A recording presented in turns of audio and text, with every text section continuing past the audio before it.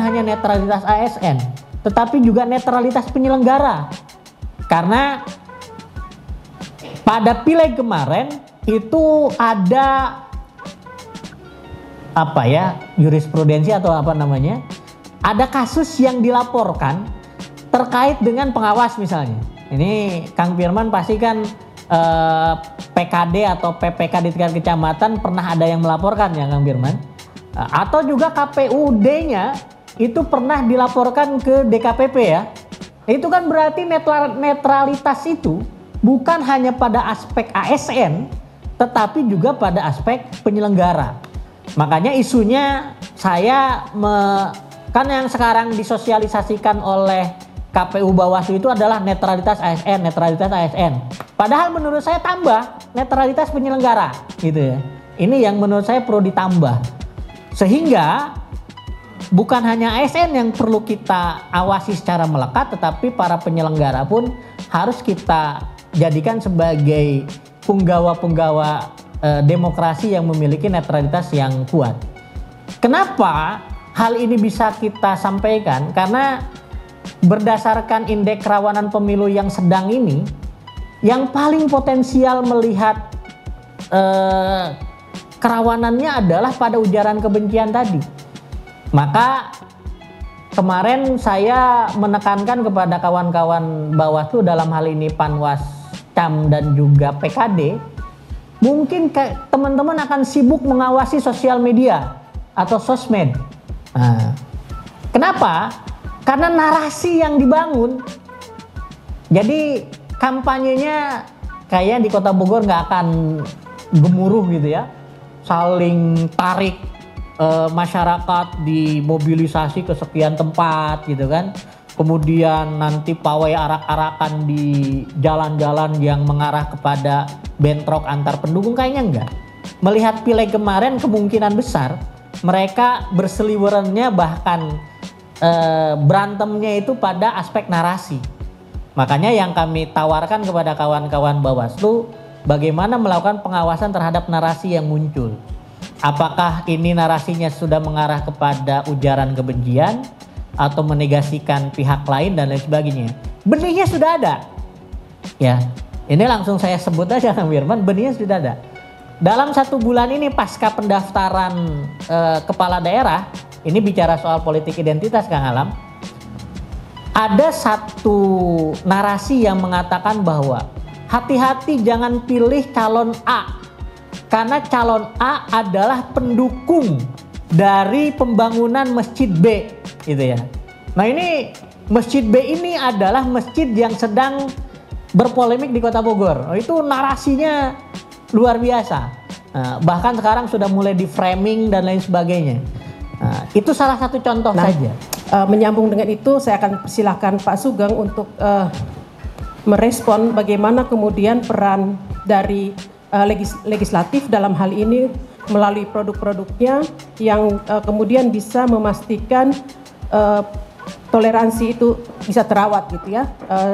Ya kita tahu bahwa Kota Bogor ini punya perda tentang hak asasi manusia, tapi kemudian dia juga punya perda tentang pengaturan P4S tadi itu yang saya kira sangat-sangat berpotensial mengkriminalisasi warga negaranya. Ya urusan-urusan privat warga negara itu bisa dikriminalisasi. Jadi mungkin Pak Sugeng bisa memberikan pandangan terkait, termasuk juga tentang kaukus ya, kaukus legislatif tadi yang kemudian melihat produk-produk kebijakan yang menjamin kedamaian dan keberagaman maupun toleransi di Kota Bogor. Saya persilakan Pak Sugeng. Apakah ada potensi terjadinya pergesekan berbasis politik identitas ya? Menurut saya di Kota Bogor ya itu sangat kecil ya. Karena kesadaran kebangsaan, tingkat pendidikan yang baik ya di Kota Bogor, dan ujian terhadap proses ini dalam pilkada nyaris tidak ada. Politik identitas ini nyaris tidak ada. Memang ada dua model yang harus diperhatikan. Satu adalah kampanye hitam, ya, black campaign. Yang kedua adalah negatif campaign. Black campaign ini mengarah sebetulnya sebagai satu ujaran kebencian yang bisa ditindak melalui undang-undang ITE, bisa ditindak atau ditindak melalui pasal-pasal di dalam pidana pemilu, ya. Akan tetapi negatif campaign ya, negatif campaign ini biasanya isu yang memang cukup punya alasan dan memiliki ada buktinya, kemudian diangkat, ya, diangkat apakah itu melalui media mainstream ataupun banyak melalui media sosial. Ini bisa saja terjadi. Negatif campaign terjadi apabila ada pasangan-pasangan calon yang memang memiliki catatan-catatan hitam tentang riwayat hidupnya, atau ada catatan-catatan khusus yang diketahui sebelumnya. Ini akan menjadi hal yang penting.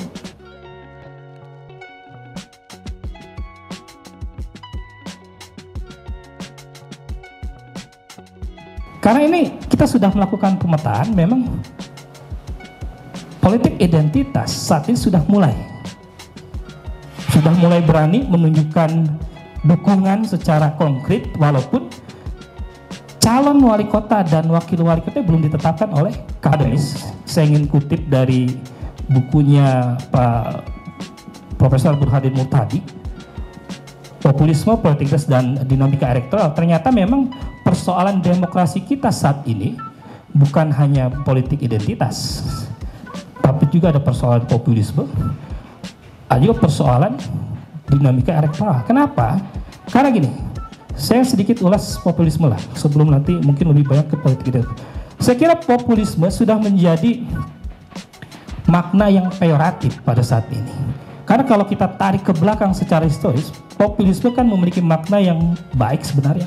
Karena populisme itu secara historis itu sebagai otokritik terhadap praktek demokrasi representatif yang tidak pro rakyat. Makanya muncul tokoh tertentu yang memperjuangkan atau mengklaim perjuangannya atas nama rakyat untuk mengkoreksi rejim yang berkuasa karena dianggap korup.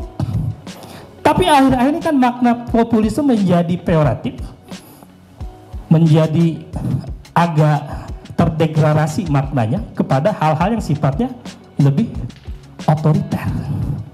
Justru karena fenomena-fenomena ini hanya bisa tumbuh subur di ruang demokrasi yang terbuka, Pak. Gerakan-gerakan radikalisme, intoleran, identitas, politik identitas, populisme gitu. Kalau berada pada rejim otoriter, mereka nggak bisa tumbuh kembang, Pak. Makanya kalau suasana seperti di kita ini, saya kira ini menjadi salah satu hukum besi lah. Kemungkinan potensi untuk tumbuhnya politik identitas bisa terjadi karena kan kita terbuka. Selanjutnya ada praktek marginalisasi dan diskriminasi. Nah itu yang sering terjadi. Dan yang paling banyak menumbuhkan ekses politik identitas itu persoalan peran media sosial, Pak. Tadi saya sampaikan ada 68,9% masyarakat kita itu mengakses media sosial gitu. Walaupun mohon maaf ya, hampir 73,5% itu mereka menghabiskan waktunya di media sosial bukan untuk mengakses hal-hal yang mohon maaf yang mungkin edukatif dan lain sebagainya.